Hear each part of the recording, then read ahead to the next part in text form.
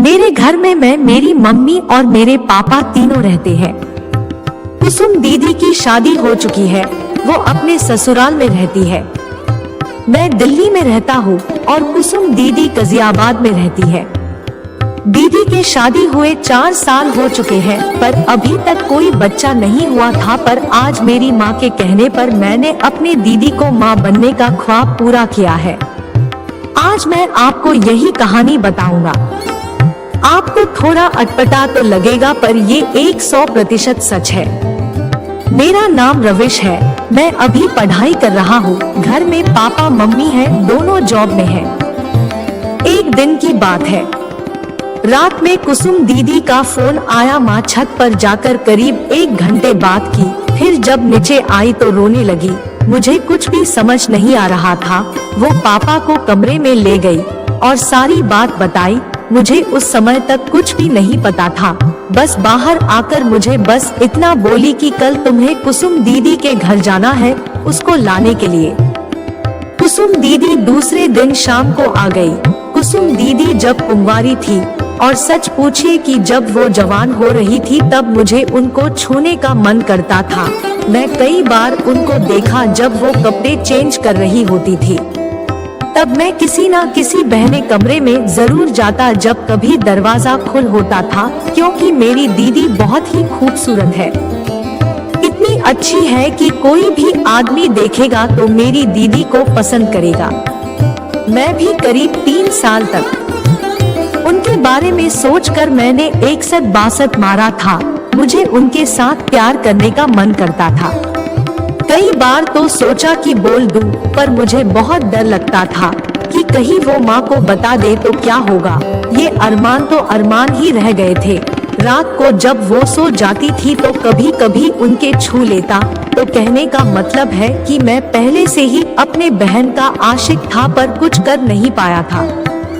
जब 3-4 दिन हो गया तो मैंने पूछा कि माँ, दीदी को क्यों बुलाए हो, वो भी इतनी जल्दीबाजी में। तो माँ कहने लगी कि उसका तुम्हारे जीजा के साथ लड़ाई हो रही थी आजकल, इसलिए मैंने सोचा कि चलो उसका दिल बहल जाएगा।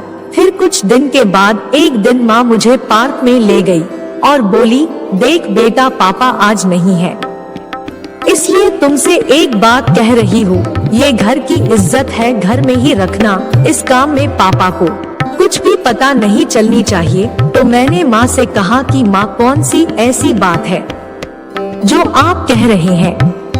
आपके लिए तो मेरी जान हाजिर है, आप मुझे बताओ प्लीज। तो माँ कहने लगी, मुझे कुसुम ने बताया है कि वो अपने पति से माँ नहीं बन सकती, दिक्कत उसके पति में है। पर इस बात को उसके ससुराल वाले नहीं मान रहे हैं। कहते हैं दिक्कत कुसुम में है।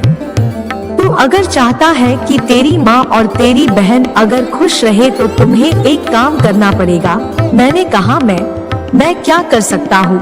जब दिक्कत उसके पति में है तो उसका इलाज करवाना चाहिए। तो माँ बोली, वो इलाज नहीं करवाना चाहता है, वो तेरी बहन की सौतन लाना चाहता है। तो मैंने कहा माँ, हो सकता है दिक्कत दीदी में हो सकती है। तो माँ बोली, दीदी में कोई दिक्कत नहीं है। मैंने कहा आपको कैसे पता? तो माँ बोली, मुझे पता है। मैंने कहा कैसे? तो माँ बोली, मैंने इसका एक बार एबॉर्शन करवा चुकी हूँ। मैंने कहा एबॉर्शन दीदी का? बोली हाँ, जब वो कुंवारी थी तभी वो ट्यूशन वाले सर से रिश्ता बना ली थी और प्रेग्नेंट हो गई थी। मैं तो सन्न रह गया। मैंने सोचा बताओ, जिंदगी भर में एक सत बासत कर काम चलाया और कोई मेरी बहन को गर्भवती कर दिया। माँ बोली, क्या सोच रहे हो बेटा? मैंने कहा कुछ भी नहीं माँ। तो माँ बोली, जिंदगी में बहुत सारे कुछ से इंसान को गुजरना पड़ता है। तो मैंने कहा तो इस बात से साफ जाहिर होता है कि जीजा जी में ही दिक्कत है। माँ बोली, हाँ, अगर तुम्हारी बहन 1 साल के अंदर माँ नहीं बनी तो वो दूसरा शादी कर लेगा। मैंने कहा तो मैं क्या कर सकता हूँ? तो माँ बोली, तुम्हें अपनी बहन के साथ सोना पड़ेगा। मैंने कहा क्या कह रही हो माँ? माँ बोली, हाँ बेटा, घर का इज्जत बचाने के लिए तुम्हें ये काम करना पड़ेगा।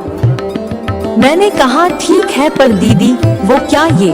तो माँ बोली तू चुप हो जा, मैंने बात किया था दीदी से, पहले तो नहीं मान रही थी पर आज वो मान गई है। बोली कोई बात नहीं, भाई मेरा इज्जत लूट नहीं रहा है बल्कि इज्जत बचा रहा है। और वो तैयार हो गई। तो दोस्तों अब मेरे घर में एक दुल्हन आती है और उसका सेज सजाने का काम होता है और दूल्हे दुल्हन के मन में लड्डू फूट रहे होते हैं। बस यही हाल मेरे घर में था। मैं भी सोच रहा था कि रात को दीदी के साथ कैसे होगा।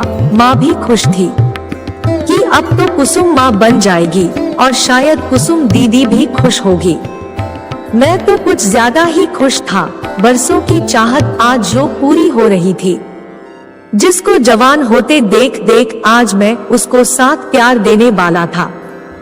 जब से दीदी को ये बात पता चल गया कि मैं मान गया हूँ, वो मेरे सामने नहीं आ रही थी। रात को मैंने खाना खाया, दीदी अपने कमरे में ही खाना खाई और रात को करीब 10 बज गए थे। माँ बोली जा बेटा जा, इज्जत रख ले। मैंने माँ को कहा आप चिंता नहीं करो और माँ अपने कमरे में सोने चली गई। मैं दीदी के कमरे के पास पहुँचा तो दरवाजा अंदर से सटाया हुआ था। मैंने दरवाजे को खोला, अंदर गया। दीदी पलंग पर बैठी थी। वहाँ जाकर खड़ा हो गया। दीदी मुझे देखी और बोली क्या कहूँ, मुझे कुछ भी समझ नहीं आ रहा है। क्या ये सही है, क्या गलत है, मैं खुद सोच नहीं पा रही हूँ। पर इतना तो पता है कि अगर तुमने हेल्प नहीं किया तो मेरी जिंदगी बर्बाद हो जाएगी। मैंने कहा दीदी आप चिंता नहीं करो, आप खुश रहोगे। और मैं पलंग पर बैठ गया और अपना हाथ दीदी के पीठ पर रखा। वो गजब की लग रही थी। वो नजर झुक ली। मैंने उनके फेस को ऊपर उठाया। वो शांत रही और मैं भी शांत ही रहा। कुछ भी जल्दबाजी नहीं करनी थी, पर किसी को जल्दीबाजी थी, वो था मुझे। फिर मैंने दीदी को अपने बाहों में भर लिया। और तो आप लोग जानते होंगे क्या करना है। मैं उठा और दरवाजा बंद कर दिया और दीदी को माँ बनाने में लग गए। आज मेरा सपना भी पूरा हो रहा है। इस तरह रात में कई बार हुआ। फिर हम सब सो गए। सुबह जब हुई, माँ मुझे मिली, पूछी कैसा रहा। तभी कुसुम दीदी भी आ गई थी। मैंने कहा मुझसे क्या पूछती हो, आप इन्हीं से पूछ लो। दीदी बोली बहुत अच्छा रहा, आज तक ऐसा नसीब नहीं हुआ था। माँ बोली बस मेरा अरमान पूरा हो जाए और तेरा घर बस जाए, मेरी तो यही तमन्ना है। फिर क्या था दोस्तों, दीदी यहाँ 10 दिन तक रही और जितना हो सका मैंने उनके साथ प्यार किया। फिर जीजा जी आ गए दीदी को वापस ले जाने के लिए और दीदी चली गई। दीदी का फोन आया करीब 20 महीने बाद। माँ पूछी क्या हाल है, तो दीदी बोली खुशखबरी है, आप नानी बनने वाले हो। और दीदी मुझे थैंक यू कहा। फिर दीदी ने नवंबर में एक बच्चे को जन्म दिया। आज दीदी माँ बन चुकी है और उसके ससुराल वाले खुश हैं और मेरे घर वाले भी खुश हैं। दोस्तों कहानी कैसी लगी कमेंट करें और चैनल को सब्सक्राइब कर दे। धन्यवाद।